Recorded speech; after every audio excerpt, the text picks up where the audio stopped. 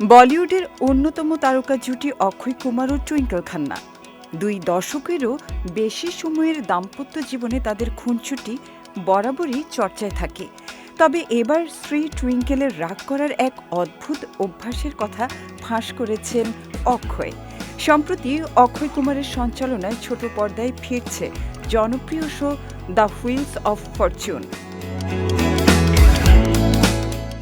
সেই শোর একটি বিশেষ পর্বে অতিথি হিসেবে উপস্থিত হয়েছিলেন বলিউডের অন্যতম প্রিয় দম্পতি রিতেশ দেশমুখ ও জেনেলিয়া ডিসোজা। সেখানেই আড্ডার ছলে বেরিয়ে আসে অক্ষয় টুইঙ্কেলের অন্দরমহলের অজানা এক তথ্য। অনুষ্ঠানে অক্ষয় যখন রিতেশের কাছে তাদের সম্পর্কের বয়স জানতে চান, রিতেশ জানান 10 বছরের প্রেম আর 14 বছরের সংসার মিলিয়ে তারা 24 বছর ধরে একসঙ্গে আছেন।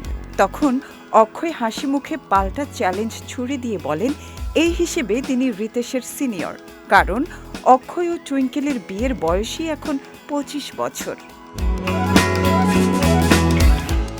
কথায় কথায় ওঠে দাম্পত্য কলহের প্রসঙ্গ।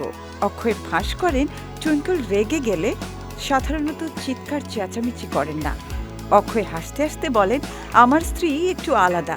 আমি কখন বুঝতে পারি যে ও আমার ওপর রেগে আছে জানেন? যখন আমি দিন শেষে ঘুমাতে যাই, আমি বিছানায় গিয়ে দেখি আমার দিকটা পুরো ভেজা, কারণ ও আমার ওপর রাগ করে বিছানার সেই অংশে পানি ঢেলে দেয়। অক্ষয়ের এই স্বীকারোক্তি শুনে রিতেশ ও জেনেলিয়া হাসিতে ফেটে পড়েন।